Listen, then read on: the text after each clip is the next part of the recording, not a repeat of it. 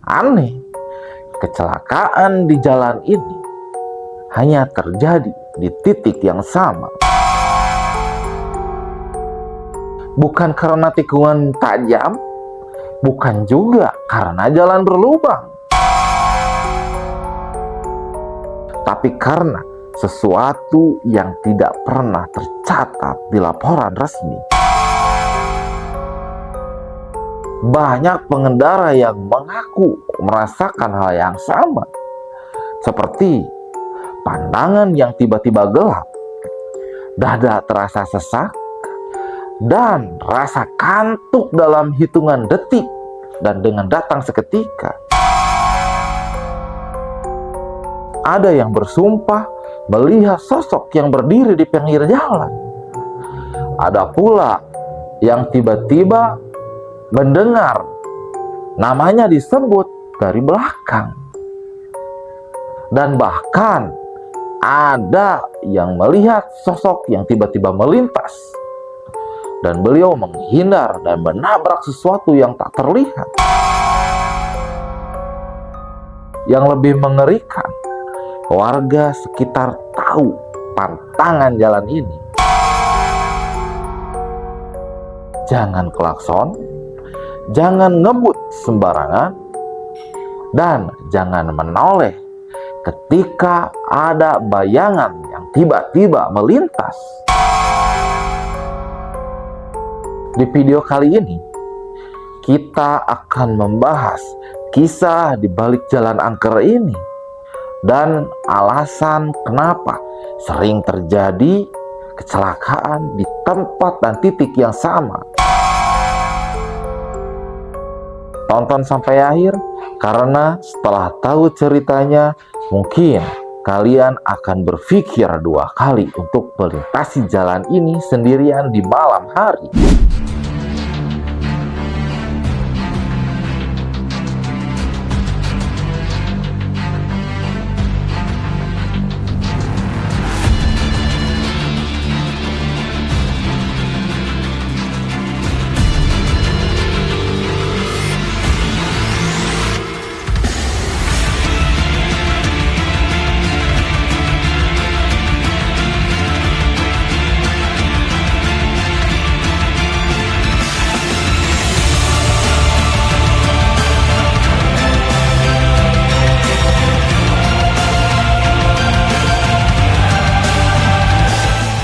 Assalamualaikum warahmatullahi wabarakatuh. Jumpa kembali bersama saya Mangkus di channelku Syairi Doa. Di video kali ini kita akan membahas sebuah jalan di mana jalan ini sering terjadi kecelakaan. Bahkan sebagian mengaku dia melihat sesosok bayangan yang tiba-tiba melintas, dan ketika menghindar ada sesuatu yang tak terlihat yang dia tabrak, dan dengan seketika orang tersebut jatuh. Ada pula yang mengalami ketika dia berkendara di jalan ini, tiba-tiba pandangan menjadi gelap. Ingatan hilang dengan seketika. Dia tiba-tiba ingat setelah melewati jalan ini. Dan tiba-tiba dia jatuh dengan seketika. Ada pula yang mengalami tiba-tiba namanya dipanggil oleh sesosok yang tidak terlihat. Ketika menoleh ke belakang, kecelakaan pun tak terhindar. Sudah. Di video kali ini kita akan mengungkap semuanya tentang jalan angker yang berada di Jalan Soreang, Cipati. Jalan ini terkenal dengan kecelakaannya. Bahkan Di suatu ketika almarhum bapak saya waktu itu pergi mancing jam 3 subuh. Beliau bercerita ke saya melihat darah yang banyak sekali tuh di jalan. Bahkan darah itu sampai terlindas olehnya. Nggak mungkin darah hewan, karena darahnya begitu banyak dan kental. Itu nggak tahu kejadiannya kapan. Biasanya antara nggak lama ya. Biasanya kalau masih segar tuh nggak lama. Dan banyak kisah-kisah seperti tetangga saya ada yang pernah mengalami kejadian aneh di jalan tersebut. Bahwa ketika berkendara tiba-tiba pandangannya hilang, ingatannya hilang. Tahu-tahu dia jatuh. Tahu-tahu dia nabrak ke selokan. Ada yang nabrak tiang listrik, ada yang nabrak pohon. Nah, berdasarkan pengalaman-pengalaman orang-orang tersebut, saya putuskan waktu itu pengen menelusuri benar atau enggaknya. Nah, bahkan sebelum ke sana ya, waktu itu saya pernah mencari, waktu itu saya ada kebutuhan lah ya, mau beli kunci slot ya buat pintu. Nah, daerah itu kan ada tukang bangunan ya, tukang bangunan. Nah, ketika saya masuk ke toko bangunan tersebut, qadarullah, tiba-tiba saya melihat sosok ibu-ibu, kepalanya ini berlumuran darah ke sini, ininya retak sampai ke sini, berlumuran darah ke sini. Ternyata ini si Korinnya ya, saya nyebut si Korinnya. Terus saya tanya, kenapa kamu di sini? Kenapa kamu tinggal di toko bangunan ini? Kata saya tanya begitu. Saya pengen disempurnain, katanya. Wah, liar kata saya ya. Pengen disempurnain, saya gecan sempurna, liar kan ya. Ya, terus gini. Kok bisa? Kamu tinggal di sini, kenapa? Katanya. Saya kecelakaan katanya. Kecelakaannya tepat di mana? Kata saya. Di depan toko bangunan ini, katanya. Kecelakaannya seperti apa? Kata saya. Saya waktu itu mau nyalip, katanya. Kata si Korin ini ya. Waktu itu saya mau nyalip mobil. Nah, nyalip mobil ini dengan seketika ada mobil truk yang besar. Dia mau nyalip mobil truk juga, di sana ada truk lain. Nah, seketika dia itu menghindar, katanya. Saya menghindar dan nggak terhindarkan kecelakaan gitu. Tiba-tiba, kenapa bisa seperti itu? Nggak tahu. Yang saya lihat, katanya kosong aja jalannya. Ternyata ada mobil udah mendekat, tapi sebelumnya kosong, katanya seperti itu. Ternyata ketika saya nyalip, nah, di sini terjadi tabrakan. Karena ya yang tadi saya bilang, katanya kosong, yang saya lihat mah. Nah, oh gitu, kata saya. Ya udahlah, mulih ke jati mulang ke asal, gitu kan. Kalau kata orang tua dahulu seperti itu. Nah, di sini saya mulai percakapan dengan si penjaga toko bangunan ini. Kan Cina ya. Kok bener nggak? Kata saya teh, belum lama lah, cek saya teh. Pernah ada kecelakaan seorang ibu-ibu dia tertabrak atau nabrak truk lah gitu, sehingga si kepalanya ini rengat gitulah, meninggal di tempat lah, darahnya sampai kemana-mana. Si Koko tiba-tiba kaget, bener persis depan toko saya, katanya seperti itu. Ternyata bener apa yang diceritain si Korin ini ya. Saya cukup senyum aja, oh berarti bener kok. Nah, berbekal dari sini, dengan berbekal cerita-cerita di masyarakat, nah, saya telusuri nih jalan, ada apa dan kenapa. Dan si engkau ini juga menyebutkan bahwa bukan sekali dua kali di sini, sering katanya. Ya paling telatnya setahun sekali lah. Kadang setahun tuh 2 atau 3 kali, bahkan lebih lah, 4 gitu. Bisa terjadi di sini katanya. Nah, berbekal dari cerita-cerita ini, ya saya penasaran ya, pengen membuktikan.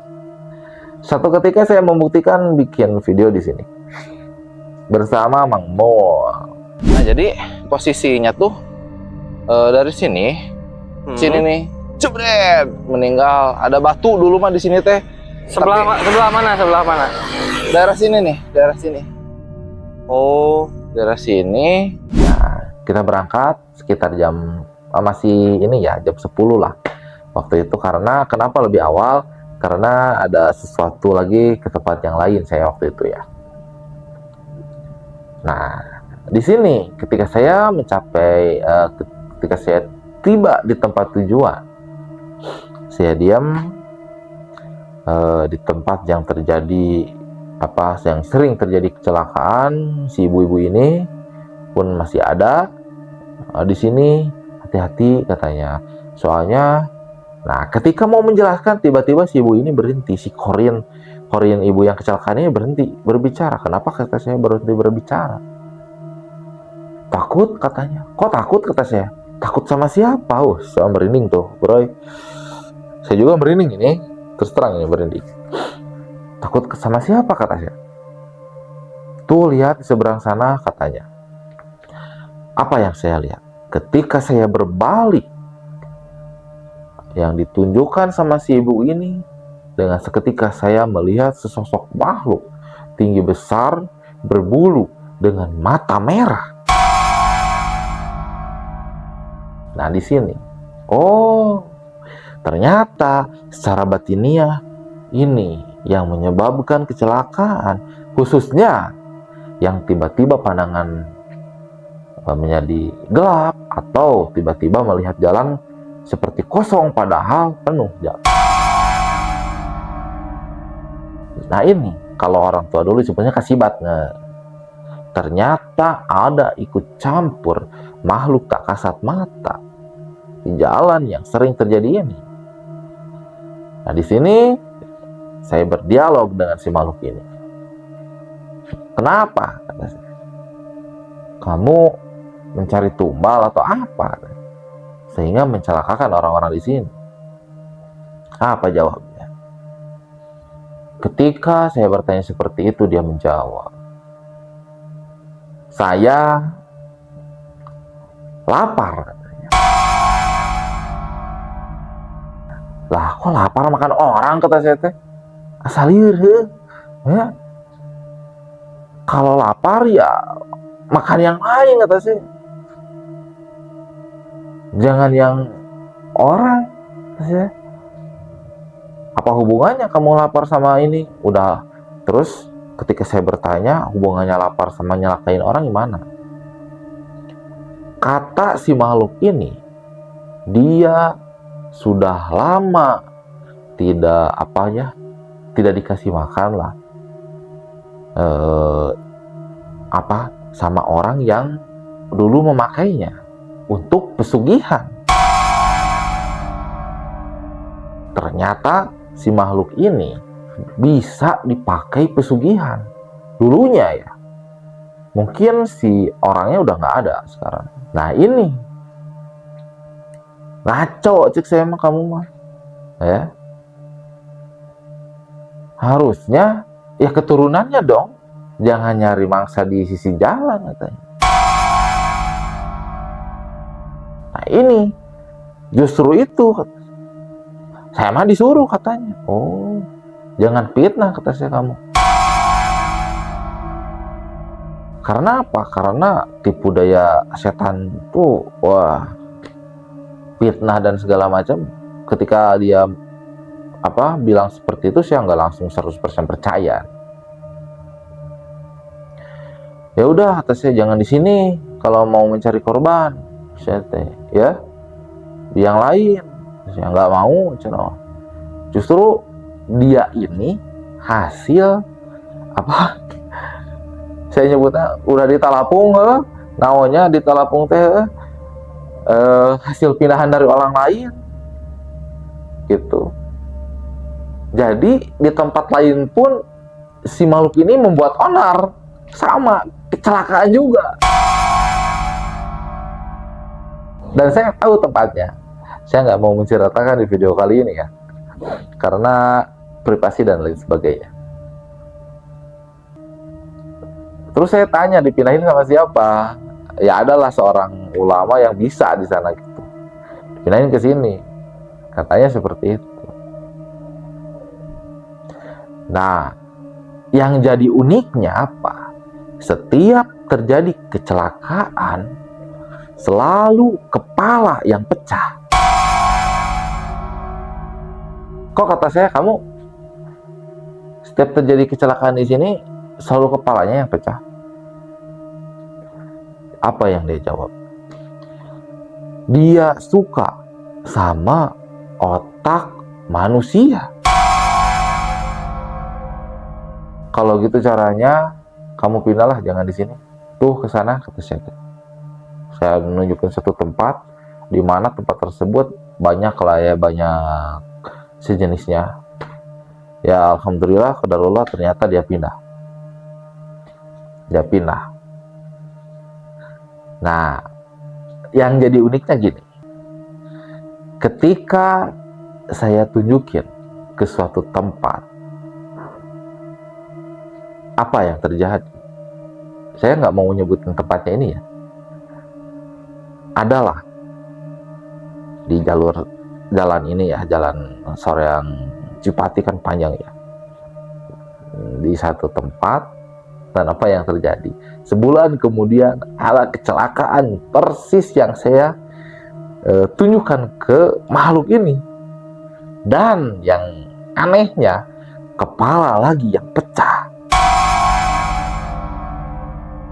Ternyata si makhluk ini benar jin pemakan otak. Karena apa? Setiap kejadian, pertama hilang ingatan, kedua pandangan selalu poek lah, gelap gitu. Tiba-tiba jalan terlihat mulus, nggak ada kendaraan yang lain gitu. Terlihat kosong aja. Berarti kan ini hubungannya kepala. Nah, saya nggak mau lah menceritakan tempatnya di mana. Yang pasti kalian yang melintasi jalan Soreang Cipati, bismillah lala ya, berdoa kepada Maha Kuasa, yang Maha Kuasa, yang pencipta kita, Allah Subhanahu wa Ta'ala. Karena apa? Ini bukan menurut saya, menurut dia ya. Setiap orang yang berdoa bismillah, minimal bismillahirrahmanirrahim, dia nggak bisa mencelakainya. Karena apa? Dia ketika orang tersebut membaca doa perlindungan kepada Allah Subhanahu wa Ta'ala, terlihat sama si makhluk ini tuh silau aja, cahaya aja gitu. Sehingga dia nggak bisa melancarkan tipu dayanya, melancarkan sihir-sihirnya ke orang ini gitu. Ini langsung dari makhluknya ya, dari sumbernya. Makanya ketika kita naik kendaraan dianjurkan untuk baca apa? Bismillahirrahmanirrahim. Minimal seperti itu. Ada bacaan doanya Bismillahirrahmanirrahim, la haula wala quwata illa billah. Ada yang Bismillahirrahmanirrahim wa mursaina rabbil ghafurur rahim. Ya bebaslah, sama aja ya.